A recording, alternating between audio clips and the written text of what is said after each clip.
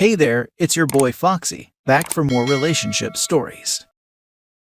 Update: wife of 6 years destroyed our marriage for ex-boyfriend. Original post: what a crazy train ride it has been. I'm 33 and currently going through a painful divorce and thought I should share my story to help process the numbness and loss I feel and evaluate how this train wreck occurred. Me and my wife were co-workers for a time 9 years ago. From the time we met, we were extremely attracted to each other, sparks flew, and we hit it off immediately. I dated around a good amount in my younger 20s, but there was something different with her that made me feel safe and happy. After several years of dating and living with each other, we decided to get married.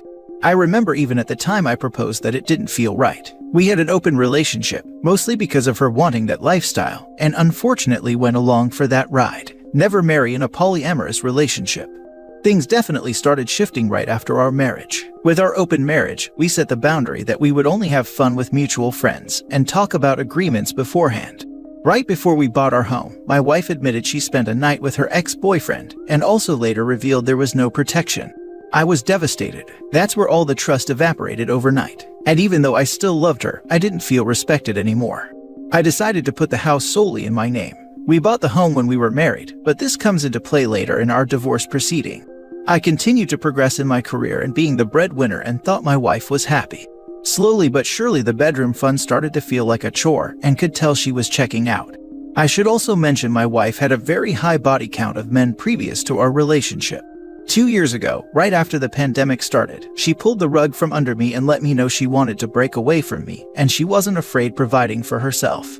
She hired a spiritual coach and thought she could replicate that same amount of success right away. Fast forward to today, she is still struggling to launch her coaching business. Yo, being independent isn't so easy, right hun? Also doesn't feel very good with all the emasculation and treating me like garbage as I continued to financially support her. She deployed a lot of emotional manipulation to have me still provide and pay for her lifestyle. She convinced me to sleep in separate bedrooms. I did it to give her the space she said she needed. I really should have kicked her out of the house at that point. About a year ago, she reconnected with that ex-boyfriend she had the affair with. To add on to the misery I was already feeling, she decided to commit into a relationship with him even with us still married. Looking back, I feel completely disgusted with myself for not standing up for myself back then and continuing to allow it. She would often offer me affection and intimacy here and there to keep me ignorant of any of my dignity or self-respect, so I played along to earn any form of closeness with her. I was completely addicted and made her my world. The turning point was last spring after I took her to Hawaii for a week. It was my ultimate Hail Mary to win her back. We even did a couple's photo shoot professionally done and had a really great time together. However, I could tell she was still invested in her affair partner. Not even a day after we got back from the trip, she said she missed her affair partner. Again, I felt absolutely devastated that she would so easily cast away the time and energy we had just spent together. This is where I started to finally regain my dignity. I decided to play up to my image and try to walk away as unscathed as I could and divorce her. Not surprisingly, her and the boyfriend decided to move in together last summer. This is when I brought up to my wife that I wanted an uncontested divorce. She was ripe with feelings for her affair partner, so when I wrote out the stipulation that I'd receive the full equity on the house, my bank accounts, and retirement accounts, she agreed. I gave her a week to decide after another weekend of vacationing with her affair partner, and she signed the stipulation in front of a notary, and I filed it the same day. She ended up going out to the bar that night with her affair partner getting dolled up, and spending another intimate encounter with him, I guess in celebration. Yeah, I surely felt like a valued husband. 3 weeks after, my wife wasn't able to get housing with her affair partner as originally planned. Now understanding her predicament, she filed a motion with the court to dismiss our stipulation and go to mediation. Go figure. I then lawyered up and we had several hearings with the courts. My wife never hired an attorney. I believe she thought her spiritual leanings told her she didn't need any of that. Well, turns out she lost her case and tried filing an erroneous second motion with her newly hired attorneys and lost that too a few weeks ago. Now she's filed an objection to be heard by the judge. My lawyers are very confident the objection will also be denied, and the final divorce papers can then be signed. I've racked up about $10,000 of legal fees, but my wife also has a lot of fees too, and may even be able to ask for my fees to be paid if I win. But I will most likely elect to pay my own anyway. Edit. Also, I should add in the second motion she filed with her attorneys that she made up lies about me coercing and lying to her. Things like I told her to not hire a lawyer because it was too expensive. The commissioner saw right through that BS and denied her, and hoped the judge does too. When my lawyer read through that motion with me, he said there is no chance at reconciliation. Also, the hearing before the judge just got scheduled for April 5th. The finish line is so close now. Writing this all out, it seems almost too absurd to be true. I'm trying to survive the present the best I can, staying focused in my career and trying to enjoy playing piano and my other hobbies to not think about this. It doesn't help that my wife gives me glimpses of wanting me back, but the past is just too painful for reconciliation. I know I can find another partner that loves me and respects me, but for the present moment I feel paralyzed and heartbroken over this journey. Ultimately, I just want to move on with my life, and maybe I'll laugh at it all looking back one day. The universe has an interesting way of unfolding. Hope that karma works as designed. Also, any suggestions on getting her out of the home? I feel like I can't kick her out legally unless we're officially divorced. She has mentioned to me many times she fears of me kicking her out. At the same time, she tells me she has other living arrangements planned, but nothing has ever materialized. Now for the top comments before reading the update. Yes, you will find someone who loves you once this is done. She is a manipulator. Once she loses in front of the judge and the reality of what happens sinks in, she will try to manipulate you again. Stay strong and go after her to pay your fees. 10K for the hurt she has caused you is nothing. Stay strong and remember, you took her to Hawaii, and less than one day back, she yearns for her affair partner. Tell her the spirits say she will get hers in the near future. Best of luck. Thanks. Yeah, I definitely let her manipulate me, no question. She is also a narcissist, so she's going to be angry if the judge decides to have her pay up.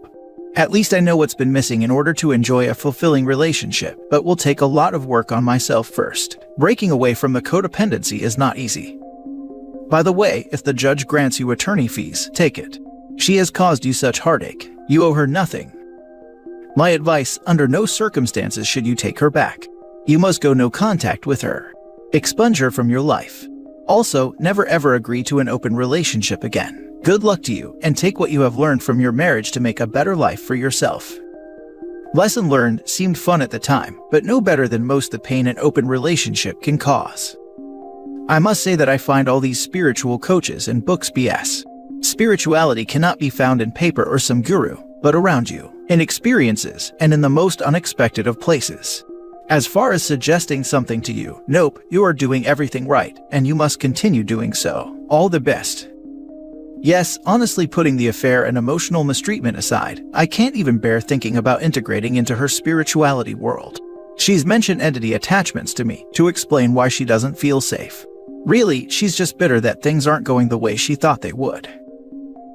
Now for the update. Hard to believe it's been 6 months already. I'm happy to report that I am officially divorced and starting to live my best life now.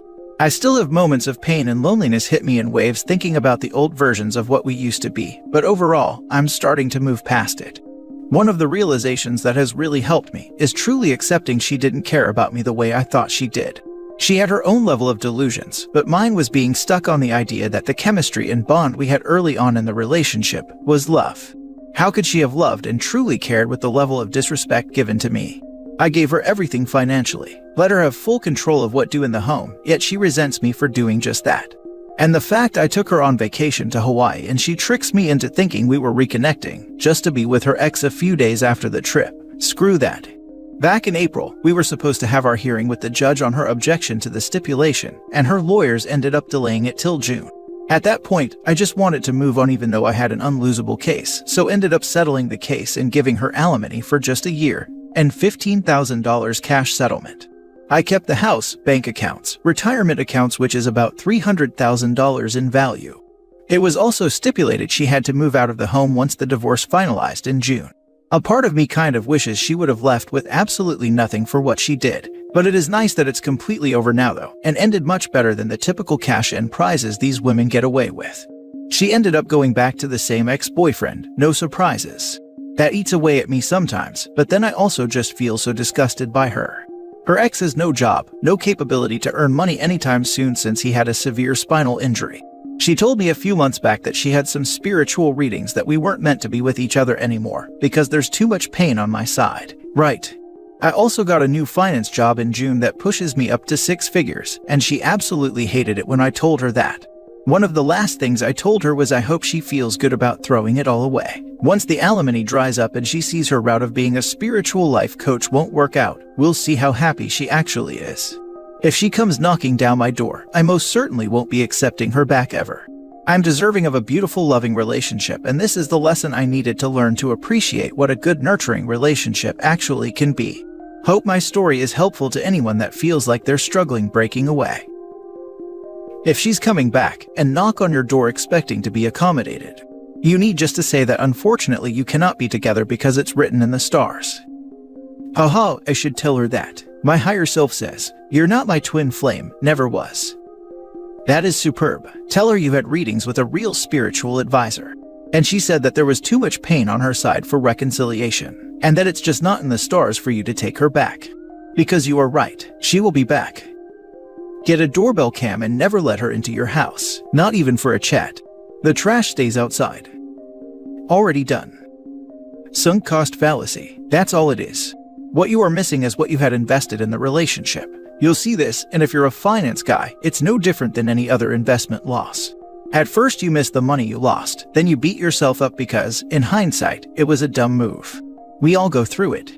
Just remember, fool me once, shame on you. Fool me twice, shame on me. Absolutely sunk cost fallacy in play here. I had feelings of breaking away much earlier when she cheated on me the first time. I'm a slow learner, but I learn eventually. Now for the last story. My boyfriend is mourning the girl he cheated on me with. I have never been this depressed in my life. My 23 female boyfriend, 23 male, has been cheating on me for the last 5 years. I've always caught him, and he would be remorseful and do everything to try and make it work, but something changed this year and I guess he met someone he really likes. It started off as friends, but little did I know he was in the middle of setting the grounds for a relationship with her. I've noticed that lately he has been less emotionally available with me, and I attributed that to me doing something wrong. I often lean on him for support when I have issues, and he doesn't like that. So I've been working to try and learn to keep that stuff to myself and not burden him with it anymore. So I guess that's why it didn't click right then and there. Anyway, I found their conversation on his phone, and when I tell you my heart broke, it's an understatement. I saw the man I started dating 5 years ago in those texts. A man who is excited about this person, interested in their life and passions, sharing deep thoughts with that person, taking initiative to plan dates, and rushing to help out when anything is wrong. What broke my heart is that I've been searching for this person for months now, and I believed he didn't exist anymore. That hurt, but it's so much worse knowing he's still the same person, just not with me. Anyway, the story gets worse. So, when I confronted him about the texts, he didn't want to deal with it. He wanted to break up with me. That's new. He usually wants to work it out. Weird. So, I tell him since he doesn't want to explain, I'll go talk to the affair partner. This man freaked the heck out and was suddenly open to talking about it with me, as long as I don't message affair partner. I tell him that he needs to call her and tell her right now, or I'm going to contact her myself. He ends up calling her, and she's angry of course and wants nothing to do with him. That's the point where he becomes devastated. He's all of a sudden crying and hating me for making him do this.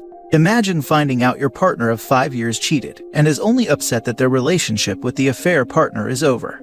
The worst part is that I begged him to stay and try to work it out, but he's so angry at me that he says he doesn't want anything to do with me. How am I the bad guy here? Or was making him tell affair partner taking things too far? My self-esteem is in hell right now. Today, I asked him one more time if he wants to work it out. He said no. I packed my things and left while he was in the shower. When he noticed, he called me and started saying, I thought you wanted to work it out. WTF. I have no idea what to think and why it took me leaving for him to suddenly care about me. I'm so sad. Now for the comments. Why are you staying or trying to make things work? You aren't his first choice. Seek therapy and realize you deserve better. I agree, I need therapy after all this. I really think you misunderstand. You don't need therapy after this. That is not what anybody is telling you. The therapy would be for figuring out why you are responding to this sort of treatment by pursuing this horrible person. People often have traumatic events occur with no need for therapy. It's only these maladaptive behaviors that cause them to seek things harmful to them that would be reason to seek therapy. So sorry this happened to you, but I have to ask, he's been cheating on you for 5 years. Why are you still trying to work it out? You need to get into therapy. Just because he's desired by other females doesn't make him a good person or mate. You're trying to fix this guy, and it's just not going to work. He's playing you for the steady home life and emotional, physical intimacy when he feels like it. Run away from this guy and speak with a therapist to see if you have codependency issues. Good luck. You're right. I feel like I'm codependent. I am honestly afraid of life without him. You're 23. You really want to live the next 50 to 60 years dealing with this nonsense. Please get into a therapist and find your self-worth. If you act like you have no value, people like your boyfriend will treat you like you're worthless. I'm starting to see that now. I definitely need therapy, lol.